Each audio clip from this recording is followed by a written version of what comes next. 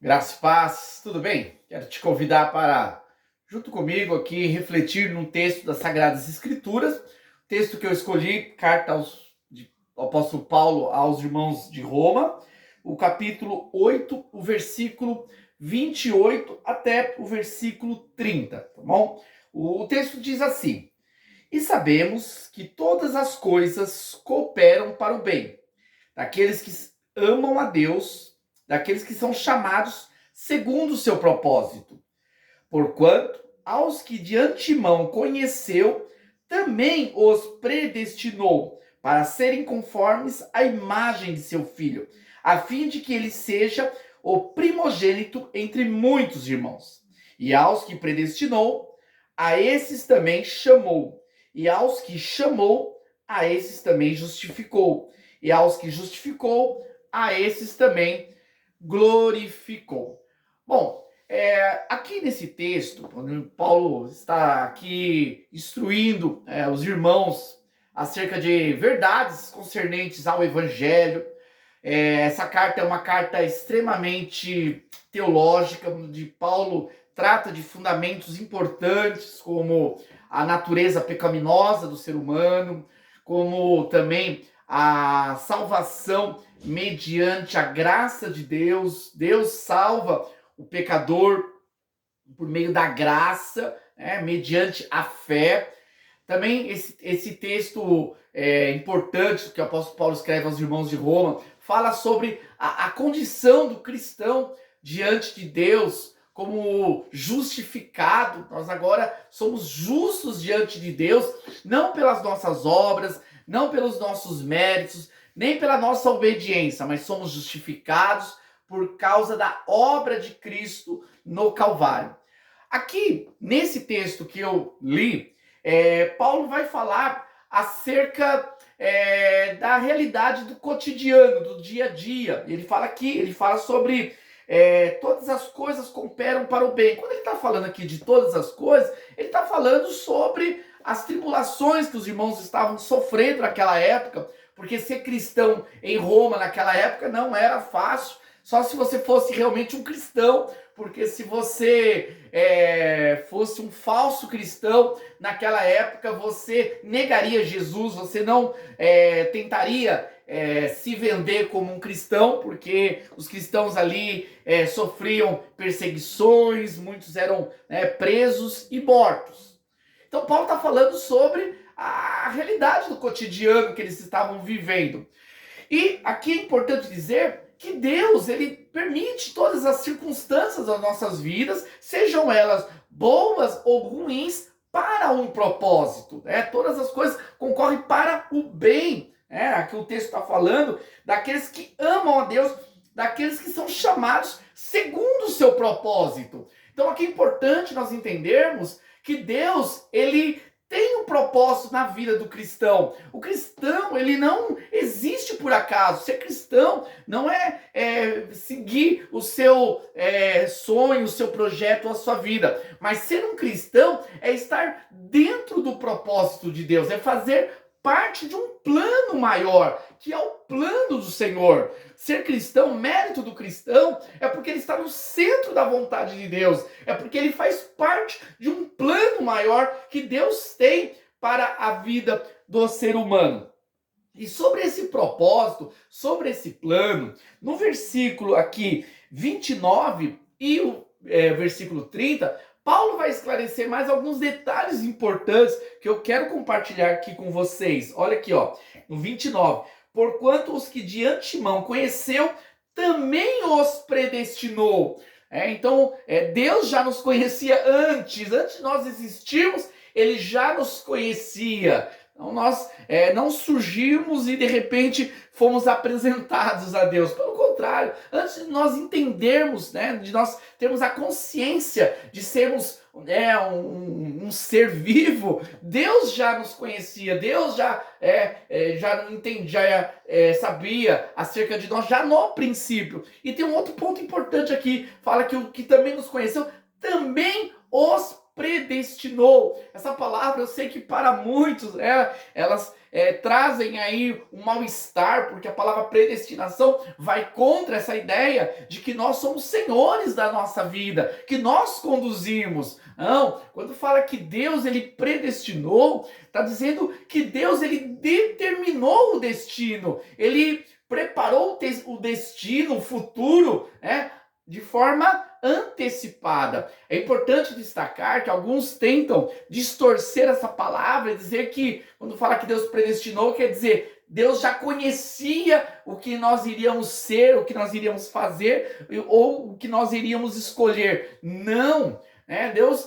Deus também ele é presciente, ele sabe antecipadamente o que vai acontecer, mas quando fala que ele predestinou, vai além de conhecer o que nós seremos ou o que nós escolheremos, mas está dizendo que ele determina até as nossas escolhas. Então ele nos predestinou, o texto está deixando bem claro, ó, o que conheceu também os predestinou para serem conformes a imagem do seu filho.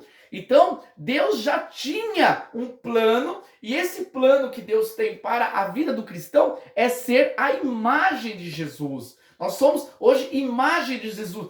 No passado nós éramos cegos, no passado nós estávamos perdidos, nós glorificávamos a nossa carne, nós exaltávamos a nossa natureza pecaminosa, nós servíamos ao mundo, servíamos ao diabo, mas hoje, porque Deus nos predestinou para isso, hoje nós somos a imagem de Jesus. Nós estamos sendo forjados, nós estamos sendo lapidados, nós estamos sendo tratados para sermos cada vez mais conforme a imagem de Jesus. Então esse é o plano. Então Deus nos predestinou, Deus já nos preparou para algo muito mais excelente. Ser semelhante a Jesus é um ápice do que um ser humano pode alcançar, do que um ser humano pode almejar. Por isso que os planos de Deus, os sonhos de Deus são maiores que os sonhos dos homens, dos seres humanos. Então Deus nos predestinou para algo muito glorioso, algo muito grandioso. Então Ele nos predestinou para sermos conforme a Jesus Cristo. E aquele versículo 30, ele vai colocar aqui algumas verdades importantes sobre essa predestinação. Ele fala aqui, ó, e aos que predestinou, quer dizer, aquilo que Deus já antecipou, já escolheu antes, já determinou antes da nossa história, e aos que predestinou também chamou. Ele chamou. No caso, só vai ouvir o evangelho aqueles que foram chamados. E só serão chamados aqueles que foram predestinados. E aos que predestinou, a esses também chamou.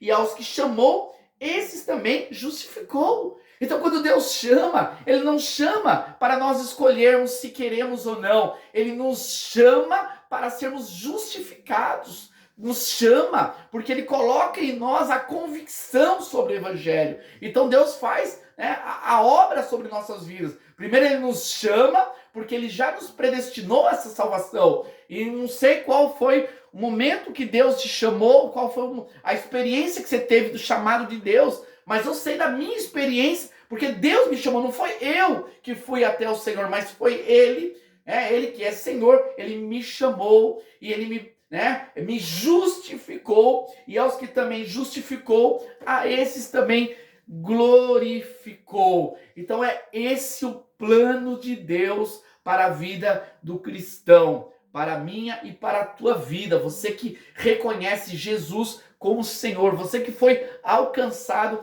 por essa graça. Ser um cristão é fazer parte de um propósito mais excelente, é fazer parte do plano de Deus. Deus nos escolheu lá na eternidade Lá na eternidade, quando nós não tínhamos nem consciência da vida, quando nós não tínhamos nem neurônios para poder projetar ideias e pensamentos, Deus já havia, né, predestinado a nossa história. Deus já havia predestinado que num determinado momento Ele iria nos chamar, e nesse momento que Ele nos chamasse, Ele nos justificaria e Ele nos glorificaria. Então é essa a obra excelente que o Senhor faz em nossas vidas. Deus tem um plano maior. Falamos no nosso cotidiano, Deus tem uma obra na sua vida. Para aqueles que foram, né, realmente escolhidos do Senhor, aqueles que fazem parte, né, da predestinação, do plano antecipado de Deus, a esses Deus tem uma obra.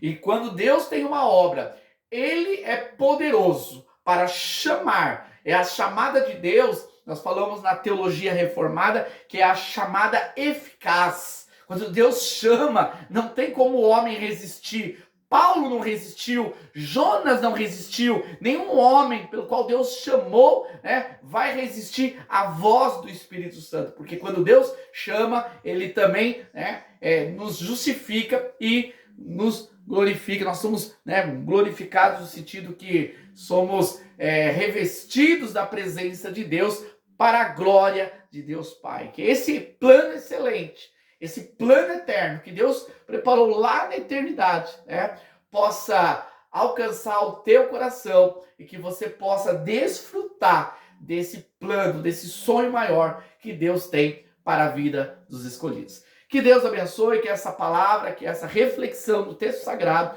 possa fortalecer a tua alma, o teu espírito, que possa edificar a sua vida e que o nome do Senhor possa ser glorificado. Deus abençoe. Peço aí aos que puderem deixarem um like aí para esse vídeo, para que isso possa trazer mais engajamento para esse vídeo e que o YouTube possa direcionar esse conteúdo para mais pessoas e de alguma forma abençoar pessoas. Deus abençoe, obrigado.